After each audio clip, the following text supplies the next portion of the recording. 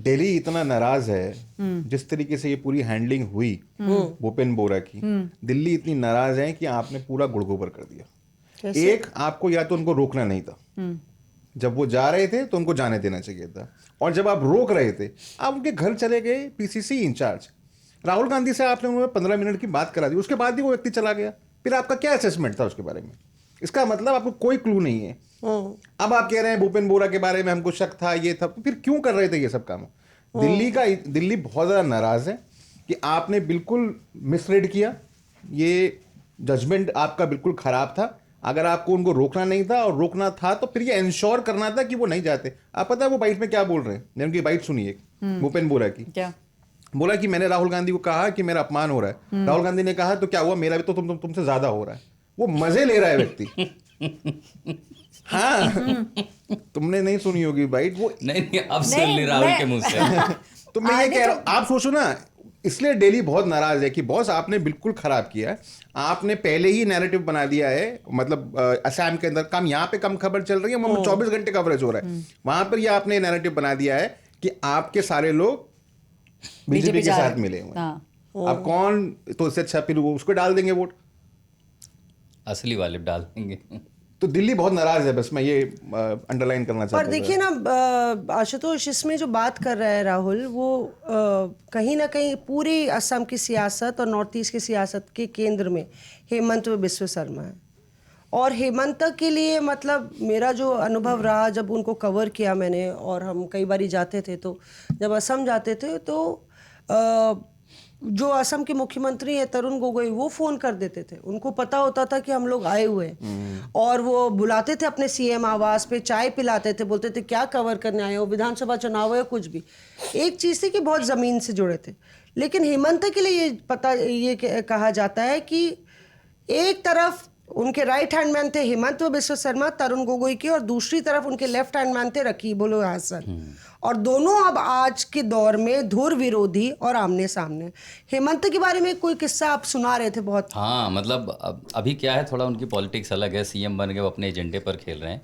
But as a human being, जो मैंने उनका एक रुख देखा कोविड के टाइम में, अब तो मेरा नाम भी नहीं जानते होंगे, पहचानेंगे भी नहीं, वो हेल्थ मिनिस्टर हुआ करते थे। सोनवाल साहब सीएम थे। तो अक्सर कई बार आसाम में नेशनल मीडिया कभी फ्लड पे ध्यान नहीं देता था आज तक ने। 2017 में हमने वहाँ फ्लड किया, फिर कोविड टाइम में फिर दोबारा जाना था, तो क्वारंटीन रूल थे, हर जगह आप स्टेट ऐसे ट्रैवल नहीं कर सकते थे।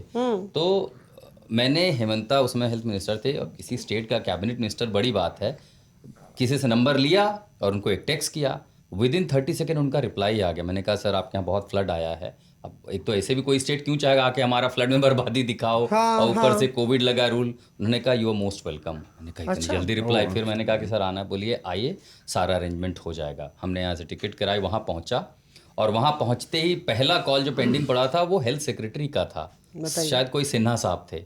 तो बोले सर मंत्री जी ने कहा है। वहाँ पहुँचने के पहले हमारे लिए प्रोटोकॉल की गाड़ी लगी थी, एक वैन में बिठा करके हमें वहाँ मेडिकल कॉलेज ले गए, वहाँ RT-PCR टेस्ट हुआ, एंटीजन हुआ, वो नेगेटिव था। तो हेमंता ने कहा था कि आपको प्रोटोकॉल हम फॉलो कराएंगे। फिर वहाँ से वही गाड़ी, बोला रेडिसन है, हमें रेडिसन होटल था, वहाँ गए, वहाँ रुके।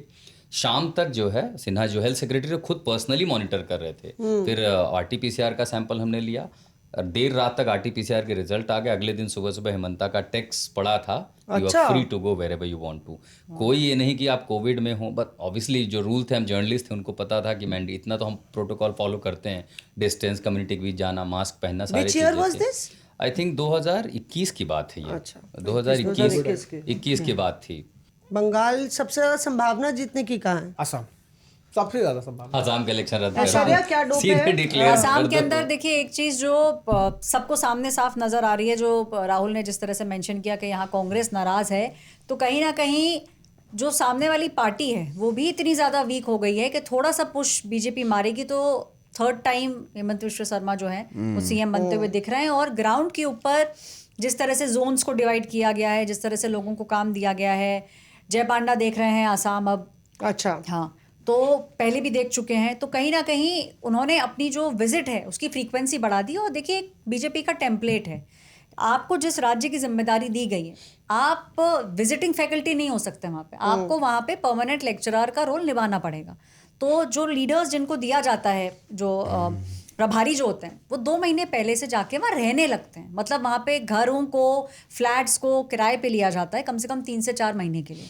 तो सेम स्ट्रैटेजी आपको असम के अंदर नजर आएगी। और जो हम दिख रहा है कि प्रियंका गांधी भी उतरी हैं मैदान में सामने से, लेकिन उतना ज़्यादा पुश नहीं लगता बीजेपी को कि सामने की तरफ से इस समय आएगा। और उनकी खुद की जो डेवलपमेंट की स्ट्रैटेजी है, जो अभी गृह मंत्री भी करने जा रहे हैं, भाई विलेजेस जो हैं वहाँ की आसपास की, उनको डेवलप कैसे किया जाए। तो डेवलपमेंट आसाम के अंदर प्लैंक रहेगा बीजेपी का, और उनको लगता है कि उन्होंने अच्छा काम किया है स्टेट में।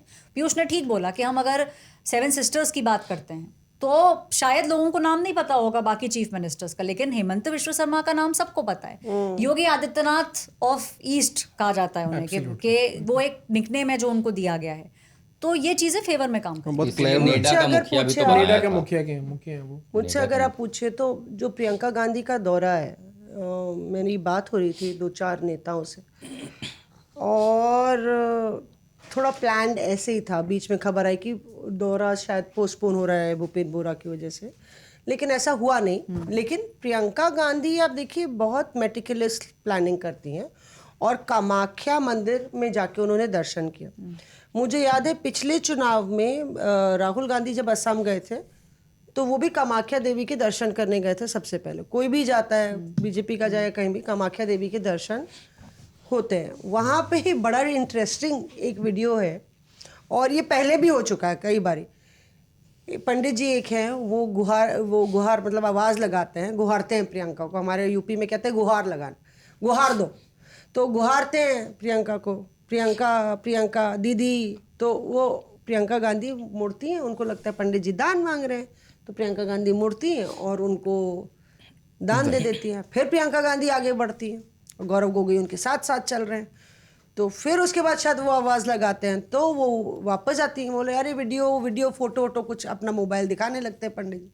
और जैसे ही वो पास आती हैं तो वीडियो तो लेते ही हैं, बोलते हैं, आशीर्वाद दे देती हैं कि तुम देश की प्रधानमंत्री बनोगी।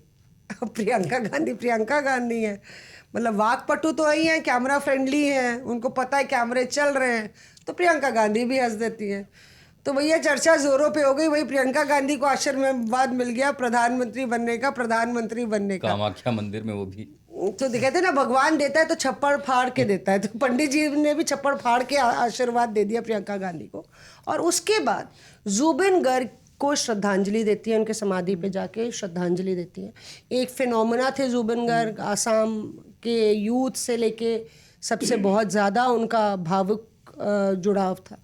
तो जो मैसेजिंग है, छोटा स्पैन था, और पूरे डिस्ट्रिक्ट और ब्लॉक लेवल के नेताओं से तो मुलाकात की ही, उसके साथ 1-on-1 जितने भी सीनियर नेता हैं उनसे मुलाकात करती हैं, MLAs और जो भी हैं बड़े वरिष्ठ नेता, तो उनसे बात करती हैं 1-on-1।